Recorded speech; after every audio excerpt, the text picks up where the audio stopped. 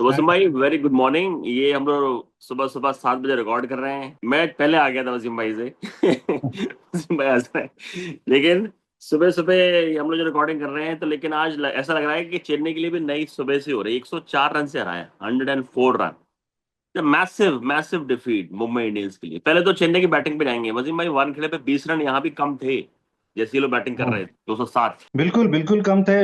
हम सब जानते हैं कि वानखेड़े के विकेट पे, अच्छे विकेट पे 220 230 ऑलमोस्ट पार स्कोर है।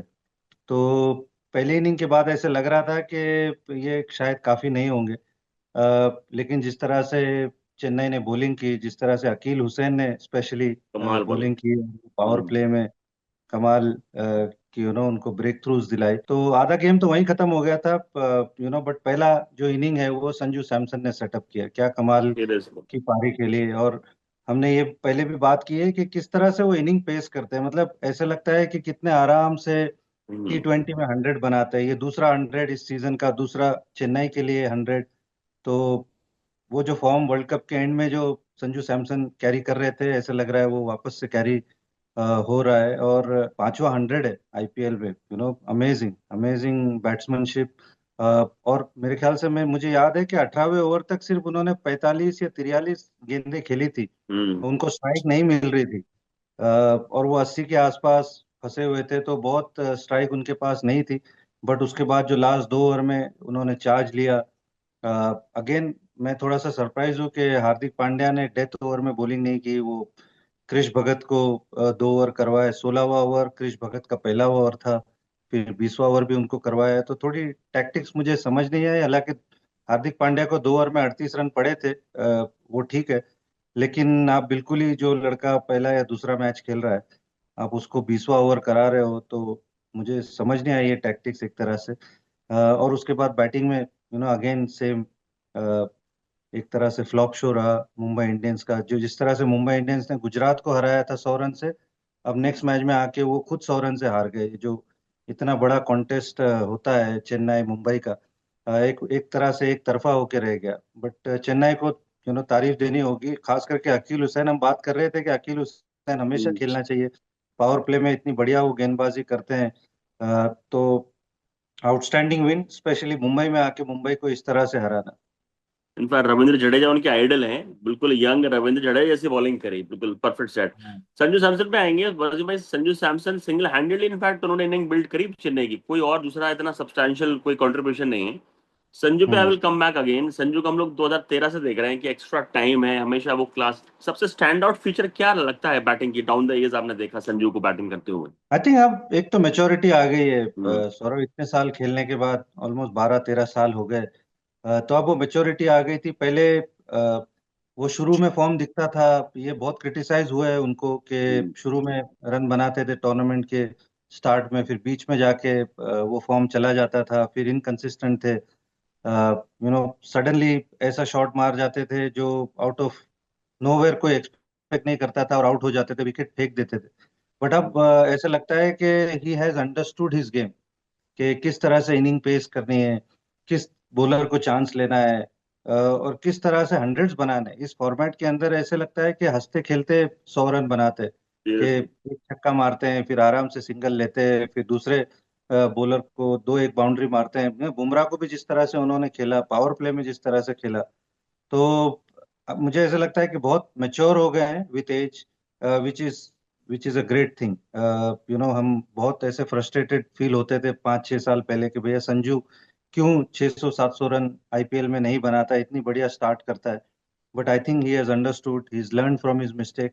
एंड इस फॉर्मेट का तो बहुत ही कमाल प्लेयर बन गया है संजू सैमसन। बिल्कुल। अब भले ही चेन्नई ने कल 200 प्लस रन बनाए, मैच जीत गया 100 रन से। चेन्नई की बैटिंग और मुंबई की तो बैटिंग बॉलिंग दोनों कंबाइंड यूनिट की तरह काम नहीं कर रही। चेन्नई में आप संजू को हटा जाओ वसीम भाई, तो दे आर स्ट्रगलिंग। ऋतुराज का अभी तक फॉर्म नहीं है। ब्राविस अभी भी वो स्लॉग मिस है हिट वाले उस पे कैटेगरी में। शिवम दुबे का बल्ला उस लेवल पे नहीं चला है। तो डू यू थिंक इनको देख के लगता है ये टीम और अच्छा करेगी साइड में? लेकिन अभी बैटिंग हल्की लग रही है देखा जाए तो, एक दो बैट्समैन को छोड़ के चेन्नई की। आई मीन संजू बहुत इंपॉर्टेंट प्लेयर है, हम्म। इसमें तो कोई शक नहीं है। ऋतुराज अभी भी स्ट्रगल स्ट्रगलिंग। कर रहे हैं। ऑलमोस्ट 7 से 8 मैच हो गए हैं, जी। लेकिन वो फॉर्म अब तक नजर नहीं आया। एक भी 50 प्लस स्कोर नहीं बना है। सरफराज अच्छे लगते हैं, लेकिन वही 15 20 25 रन के हम्म। आगे नहीं बढ़े, सिर्फ एक 50 बनाया।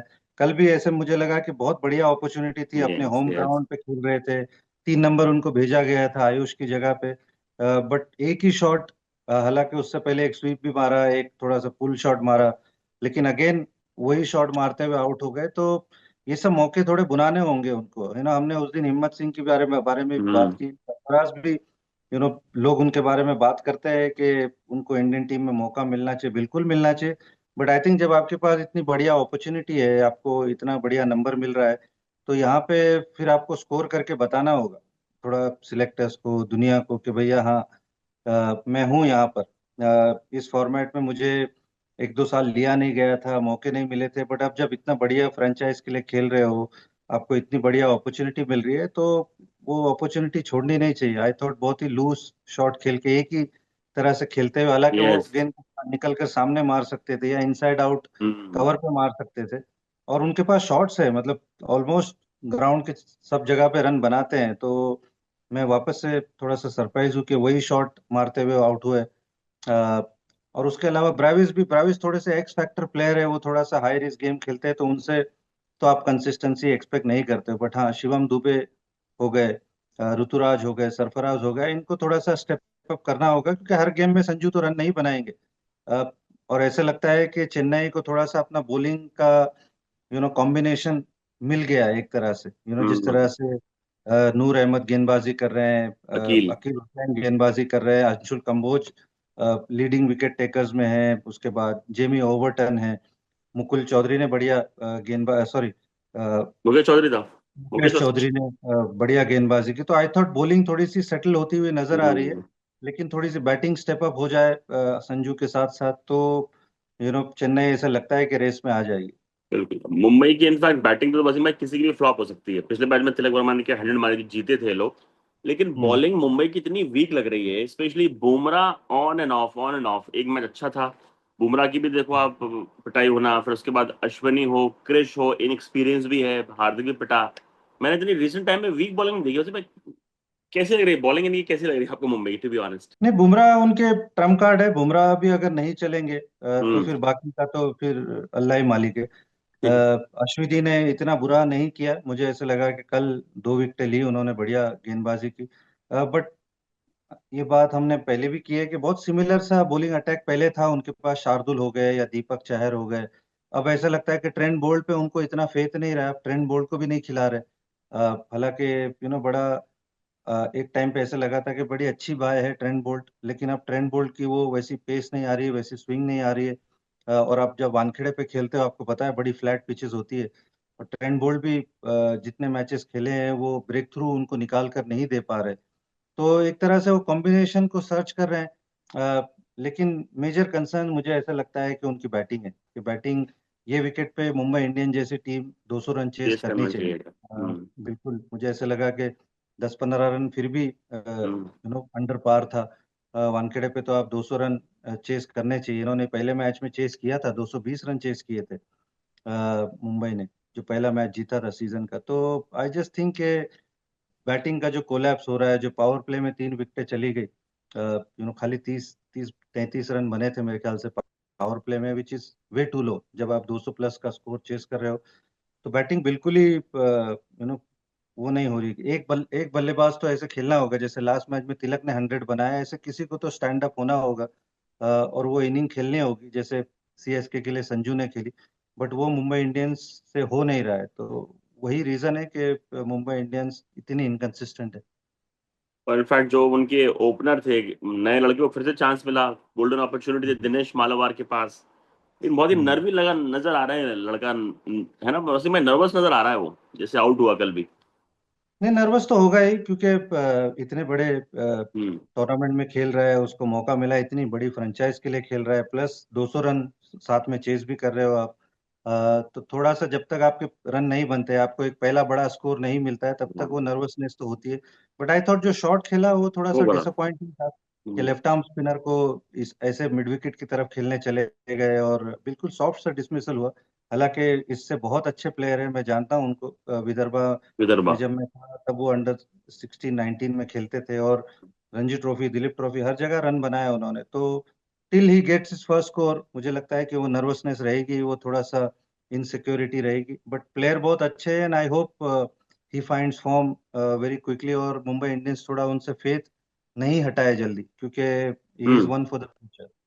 चलिए इसके लिए व्हाट अबाउट सूर्य वसीम भाई, के इससे पहले कि मैं नेक्स्ट क्वेश्चन पे आप लोग आए, सूर्य कुमार का क्या हो रहा है? और आप लगातार हर मैच में हम लोग ये बात करते हैं कि जिस तरह से वो आउट हो रहे हैं, वो ऑफ की लेग पे जो उनकी स्ट्रेंथ रही है, अब क्या हो रहा है फिर से? वो इस टूर्नामेंट में पूरा आधा हो गया है, नहीं चल रहा है वो। What a player he is, हम सभी जानते हैं, स्किल एक ही जानते तरह के शॉट मार रहे हैं सौरभ, वही स्वीप शॉट पे आउट हो रहे हैं, वही सिमिलर डिसमिसल्स है। अब टीमें भी उनको उसी तरह से हैं। हम्म। फील्ड प्लेस करती है। आप देखिए कि वो डीप स्क्वायर लेग जो होता है वो बिल्कुल अंदर खड़ा करते हैं, क्योंकि उनको पता है कि सूर्या मारेंगे वहां पर। वो जो डीप मिड विकेट होता है वो भी बहुत स्ट्रेट रखते हैं, कि पता है कि वो सूर्या का मेन हिटिंग एरिया है। तो टीमें प्रिपेयर्ड आती है, और सूर्या ऐसा लगता है कि अपने प्लान बी प्लान सी पे खेल नहीं पा रहे, कि वही ऐसा लगता है कि उनका बाउंड्री ऑप्शन है। हालांकि एक एक्स्ट्रा कवर में उन्होंने ट्राई किया था, लेकिन उनको वो बाउंड्री या बड़ा शॉट नहीं मिला। बट थोड़ा सा I think Surya is much better player than that, कि एक ही जगह पकड़ा जाए। और ये अब हम 7 से 8 मैचेस हो गए, प्लस T20 वर्ल्ड कप भी आप उठा के देख लो, वो यूएसए की इनिंग छोड़ के कुछ ऐसे कंट्रीब्यूशन नहीं। और इतना बड़ा प्लेयर जो T20 का नंबर 1 बैटर रह चुका है, वो बार बार ऐसे ट्रैप में फंसे तो बड़ा देख के खराब लगता है, कि ऐसे लगता है कि कोई दूसरे ऑप्शंस है ही नहीं सूर्या के पास। सूर्या को सोचना चाहिए कि भाई मैं डाउन द ग्राउंड मार सकता हूँ, जैसे अभिषेक मारते हैं, या फॉर एग्जांपल संजू सैमसन मारते हैं, जो दूसरे बैटर में Tilak Varma. Variety of shots है कि भैया बॉलर को पता नहीं चलता है कि ये आप कौन सा शॉट खेलेंगे, बट सूर्या आपको पता है, देख के ऐसा लगता है कि खेलेंगे खेलेंगे और फिर स्वीप मारेंगे, या खेलेंगे हम्म। खेलेंगे और फास्ट बॉलर को वो जो पीछे स्क्वायर लेग या फाइन लेग पे छक्का बिल्कुल। मारते हैं, कल वो मारते हुए 2 बार उनको गेंद भी लग गई। तो टीमें प्रिपेयर्ड होके आती है, उनको वो एरिया में बॉल नहीं डालती है, वहां पर फील्ड लगाती है, और सूर्या बार बार वहीं फंसते जा रहे हैं। तो I think it's about time कि सूर्या टेक नोटिस, और थोड़ा सा अपने गेम को थोड़ा सा डिफरेंट डायरेक्शन में स्कोरिंग ऑप्शंस बनाने की कोशिश करे, क्योंकि अभी देख के बड़ा खराब लगता है कि इतना हम्म। बड़ा प्लेयर वो बार बार वो ट्रैप में फंसता चला जा रहा नहीं, एक समय वैसे में ऐसा लग रहा है कि अब जब उन्होंने करियर अपना स्टार्ट किया था, जब बाहर से नजर आता था आईपीएल में भी, कि हर बॉल लेग पे मारते थे वो। फिर हम लोगों ने बात करी थी ऑफ पे भी, क्या गेम डेवलप किया, कवर्स के ऊपर शॉट मारने लगे, कट करने लगे, लेकिन वो लग रहा है कि दोबारा he is going back to his initial days, हर बॉल स्वीप लेग लेग। दो है। क्वेश्चन लूंगा वसीम भाई अब मैं, जो मैं हर शो में लेता हूँ। आज हम लोग बात करूंगा पहले मैं बाउंड्री साइजेस को लेके। इनफैक्ट लेजेंडरी दिलीप वेंगसरकर साहब के स्टेटमेंट में पढ़ रहा था, तो उन्होंने बोला है कि यार उनके अकेडमी में जो भी पेरेंट्स आ रहे हैं, सब चाहते हैं कि उनके बच्चे बैटर बने, बैट्समैन बने। अभी इंडिया के जितने मेजोरिटी ऑफ क्रिकेट ग्राउंड है, आप दुनिया में आपने खेला, इंडिया में भी देखा है, जो साइजेस हैं ग्राउंड के हमारे यहाँ, इवन जो कॉन्टेस्ट होता है बैट और बॉल का, डोंट यू थिंक साइज थोड़े बड़े होने चाहिए, ताकि स्पिनर्स भी प्ले में आ पाए, बॉलर भी आ पाए? बल्ले इतने मोटे मोटे हो गए, हाफ हिट छक्के के लिए जा रहा है। आपका ओपिनियन क्या है इस पे? जी बिल्कुल होने चाहिए। खास करके वो जो 60 यार्ड या 65 यार्ड की बाउंड्री बहुत ही कम है, थोड़ा सा बॉलर्स के लिए अनफेयर है। मिनिमम आपको 70 यार्ड की होनी चाहिए बाउंड्री। आई मीन अगर आप लखनऊ को देखें, एक तरह से लखनऊ का जिस तरह हम्म। से ग्राउंड है, तो वो थोड़ा सा बॉलर को भी थोड़ा सा ऐसा लगता यस। है कि मैं गेम में हूँ, मैं अपने कोई दूसरे वेरिएशन भी कर सकता हूँ। अगर मिस टाइम होगी तो बैट्समैन आउट भी हो सकता है। लेकिन छोटे ग्राउंड्स में आपको पता है कि बॉल मिस टाइम भी होगी तो छक्का चला जाएगा। तो बॉलर एक तरह से ऐसा लगता है कि सिर्फ आके डाल रहा है, अगर बहुत ही खराब किसी ने शॉट खेला तो उसको विकेट मिलेगी। तो ये थोड़ा बैट और बॉल के बीच में जो एक तरह से लड़ाई है, वो एक तरफा नजर आती है। तो बिल्कुल मैं सहमत हूँ कि थोड़ी सी बाउंड्रीज बड़ी होनी चाहिए, ताकि थोड़ा बॉलर्स के लिए भी कुछ ना कुछ हो। हमने देखा कि लखनऊ वाले मैच में जब विकेट में थोड़ा सा पेस बाउंस था, तो 160 भी मजा आ टीम गया ने था। डिफेंड कर लिया, आरआर ने वो बिल्कुल। डिफेंड कर लिया। लेकिन जब बिल्कुल फ्लैट विकेट होती है, बाउंड्रीज बहुत छोटी होती है, तो ऐसा लगता है 240-50 भी कम है, शायद टीमें चेस कर जाएगी। तो थोड़ा सा मुझे लगता है contest between bat and ball थोड़ा सा फेयर होना चाहिए। बिल्कुल। सेकंड है वसीम भाई कि अभी इंटरनेशनल क्रिकेटर्स जितने भी ऑस्ट्रेलिया के हैं, न्यूजीलैंड के हैं, और मैथ्यू हेडन ने ये बात बोली है कि, क्योंकि वो खुद ऑब्वियसली ऑस्ट्रेलियन है, उन्होंने बोला कि मेरा ऐसा मानना है कि मैं अभी देख रहा हूँ, इंटरैक्ट कर रहा हूँ ऑस्ट्रेलिया के, न्यूजीलैंड, इंग्लैंड के प्लेयरों के साथ, they rate IPL more than international cricket. और हम लोग पहले हम्म। ही बात कर चुके हैं, आपने भी कई मरतबा बोला है कि जो लेवल ऑफ कंपटीशन है which is like at par may be bigger than, तो लोग बाहर बैठकर, जैसे जेकब बेथेल है पूरे सीजन बाहर बैठेगा लग रहा है ऐसा आरसीबी के लिए, जगह हम्म। नहीं बन रही है, पर उसके लिए वो भी एक बहुत बड़ा एक्सपीरियंस है। तो आई वांट टू नो कि जो बाहर बैठते हैं प्लेयर्स, उनके लिए कैसे अच्छा एक्सपीरियंस। मैं जानता हूँ लेमैन को पता लगे कि obviously how how players prepare, लेकिन आपका क्या ओपिनियन है just to get associated with IPL? लोग मर रहे हैं। आई मीन, एक तो चीज है कि पैसा है, ऑब्वियसली पैसा बहुत ज्यादा है कंपेयर टू अदर लीग्स। ये तो मानने वाली बात है। अगर आपका नाम अच्छा है, अ, और अब तो हर फ्रेंचाइज इतनी प्रोफेशनल हो गई है कि हर छोटे छोटे मैच जाके देखते हैं उनके जो स्काउट्स राइट। है। आप चाहे डोमेस्टिक लीग हो, चाहे कोई दूसरी इंटरनेशनल लीग्स हो, तो हाँ। हर स्काउट पहुंचा हुआ होता है देखने के लिए। तो उनके पास हर इंफॉर्मेशन होती है कि कौन सा प्लेयर कहाँ का है, कौन सा प्लेयर क्या कर रहा है। एक तो चीज वो है। बट आई फील कि बाहर बैठने से आप सिर्फ चीजें समझ सकते हो, आप अपने आप को तैयार बेहतर कर सकते हो कि भाई आप प्रैक्टिस कर रहे हो, आप इंटरनेशनल प्लेयर्स को देख रहे हो कि वो किस तरह से अपने आप को मैनेज करते हैं, किस तरह से उनका प्रिपरेशन होता है।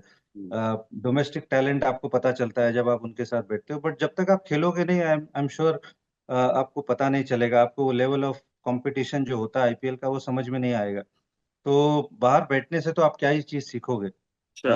आप बहुत तैयारी अच्छी कर सकते हो, लेकिन सीखना मेरे हिसाब से तो वो आप बहुत ज्यादा बाहर बैठ के नहीं सीख सकते हो। बट आई जस्ट फील के आईपीएल इतना टफ कंपटीशन है कि अच्छे अच्छे खिलाड़ी हमने देखे हैं कि मिड सीजन में उन्होंने छोड़ दिया है।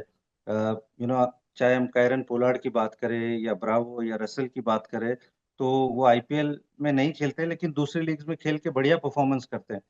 तो एंड दे अंडरस्टूड कि भैया आईपीएल में अगर मुझको खेलना है तो मैं जिस तरह से खेल रहा हूँ शायद ये इनफ नहीं है, क्योंकि यहाँ का कंपटीशन बहुत टफ है, या यहाँ की विकेटें बहुत टफ है।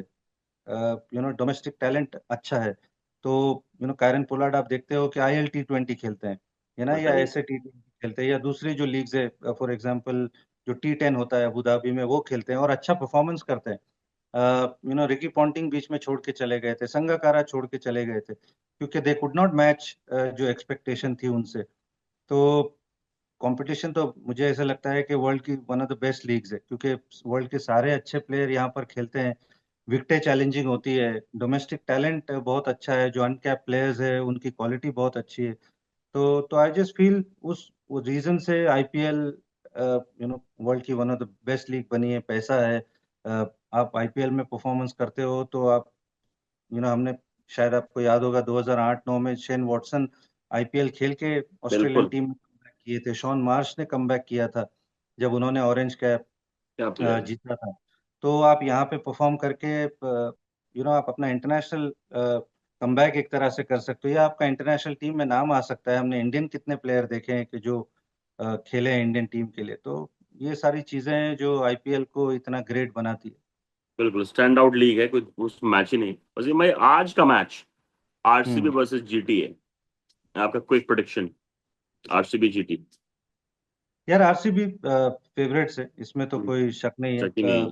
हम सबको पता है कि जीटी अपने टॉप थ्री पे बहुत रिलाई करती है। अगर उनका टॉप थ्री नहीं चला जी।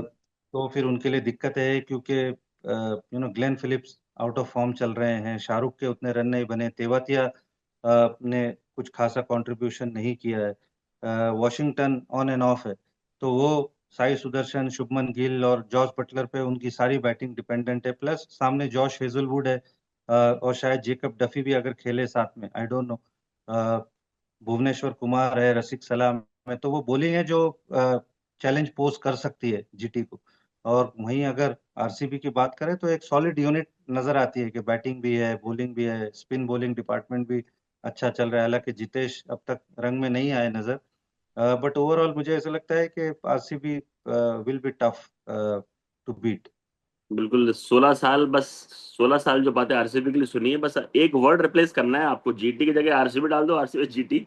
जो आप बोल रहे हैं आरसीबी के साथ सेम प्रॉब्लम थी, लेकिन अब दिन बदल गए हैं। चलिए वसीम भाई, see you in the evening, match के बाद मैच डिसाइड करेंगे। होपफुली आरसीबी एक और मैच जीते एज एन आरसीबी फैन, और आपसे मिलेंगे मैच के बाद। सी यू। बिल्कुल बिल्कुल मिलता है।